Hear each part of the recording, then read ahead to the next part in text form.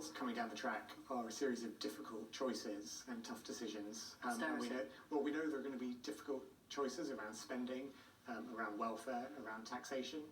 There's no return to the austerity that we've seen of years gone by, but we are clear that there are going to be some difficult choices. So it's austerity light. What's very different though for us is the focus on making sure that any changes we make to the tax system are fair and to make sure we get the economy growing. Because crucially, getting the economy growing is the way to have sustainable funding for public services and to make people better off. Do you think anybody who voted for you voted for a return to austerity 2.0? Well, there's no return to the austerity that we've seen in years gone by. This is about making sure... In years gone by, there's your wiggle room. Well, no, this is about making sure that the public finances are on a firm footing, because we've inherited a situation that we knew was going to be really difficult before the election. It's even worse than we thought it was going to be, because we've uncovered this £22 billion in-year black hole. Keir Starmer said to the country today, his government is one that works with people, not does things to them. Those words do not match what you've just done to 10 million pensioners, throwing many of them under a bus by taking away their winter fuel payments. Well, the difficult decision that we took when it comes to the winter fuel payment is to change the system so that it's now targeted at people who are in receipt of pension credit, to make sure the most vulnerable pensioners, those who need the support the most for the winter ahead, will still be entitled to it.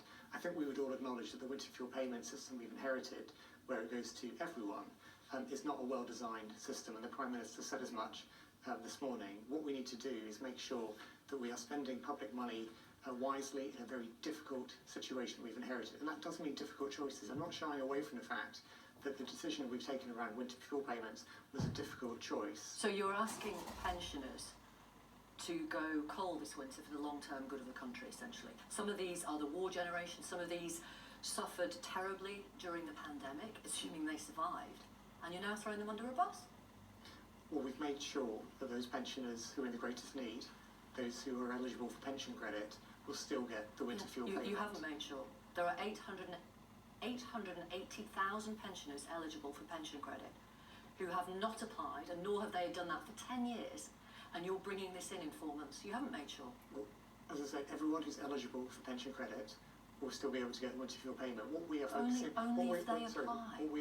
on now is making sure that everyone who's eligible for pension credit takes up that benefit, and then will get the winter fuel payment as well. But I think everyone would agree that if you have a fiscal situation like the one we've inherited, and you have a payment like the winter fuel payment that was going to everyone, it can be better targeted at those who need it most, given the state of the public finances.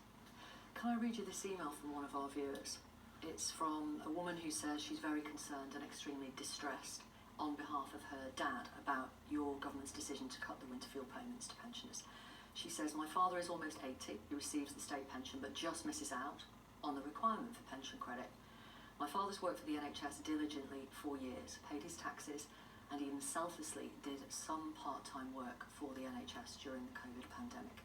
The winter fuel payments were a lifeline for him these past years when the cost of living went up, and they helped him get by during the winter. Where is the justice or humanity in taking away this lifeline for my father? Well, that's obviously a very difficult situation, and I can understand that the daughter of the gentleman in question wants to raise her concerns, and it's important that we hear them. But I think there's no getting away from the fact that we are going to have to take difficult decisions. Not as difficult as a pensioner might have to make this winter when they choose between heating and eating. Well, we're making sure we protect the triple lock for pensioners, so that will protect the state pension. That's not going to help. That's not going to help this woman's dad. If we have a situation where we don't have secure public finances, if we haven't got the public finances back on a better footing, that will impact pensioners along with everyone else. So what would your advice be to this 80-year-old who just misses out on the eligibility for pension credit when it comes to paying his energy bills this winter? Well, I'm not going to give advice for a specific person. Why not? Because I don't want to get into specifics of one person and I'm sure you don't, but this is exactly the effect your government's policy is having on specific individuals. What I would say to them, though, what I would say to the gentleman and his daughter is that I realise that the decision we've taken is a difficult one.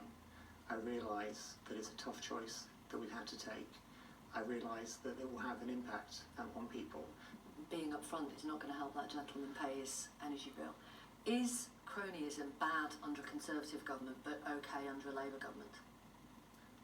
Cronyism is something which Keir Starmer has made very clear he wants to drive out of government. You know, for him, He's not doing a good job so far, is he? Well, for him, process and procedure is absolutely critical. And I think, as he said that this morning at his press conference, he made very clear how important process and procedure is to him. And I think anyone who knows him, anyone who's listened to him and what he's had to say over the last few years knows how important that is to him. And I that's thought why you it's so thought you said important. you were going to be better than the Conservatives. Things were going to be different, you said.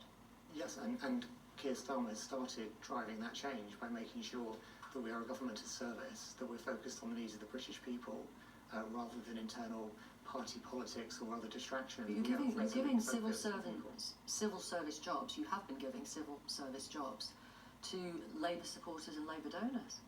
Well, there are clear processes and procedures in place which govern those appointments, and they need to be followed. But no one can be in any doubt how important this is to the Prime Minister. It's absolutely critical for him to make sure that we restore trust in politics and that we have processes in place that are followed. Right.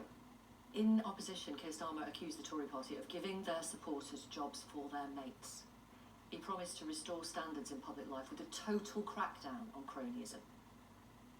You've given jobs to Labour supporters or donors in the civil service, which is supposed to be impartial. You've given a security pass to the Labour peer who paid for Keir Starmer's spectacles and chinos during the election campaign. That is the definition of cronyism, isn't it? Well, firstly, I'm not going to comment on individual cases Why not? because I'm not. It's not. We've all read appropriate- about them. It's not appropriate for me to comment on the process that has gone through in individual cases. How does it What- smell, do you think? Does it pass the let sniff me- test? all I can say more generally about this is that people who are long-term involved in a political party and support a political party, that should not prohibit them from then helping the party in government. That should not exclude them from being able to do that. It's So hard to have see you people- making that argument if it was a Tory supporter or donor being given a job in the heart of government. If you have someone that, without commenting on the specifics, you mentioned Lord Ali, who I know has been a long-term contributor to the Labour Party and to our work in opposition and to try and get us into government. So I know that someone like him has been long-term part of the project of trying to get a Labour government. So But I what? don't want to, without getting into the specific Well, you just details, have. So what? If he's been a long-term supporter of the Labour that project, shouldn't exclude someone from helping us in government. how does it look? What's the perception? This guy paid for Keir Starmer's, literally paid for his clothes during the election campaign.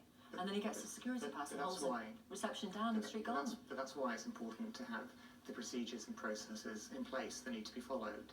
And no one can doubt, having listened to Keir Starmer over many years and what he said today, how important it is for him to make sure we have those processes and procedures in place in government.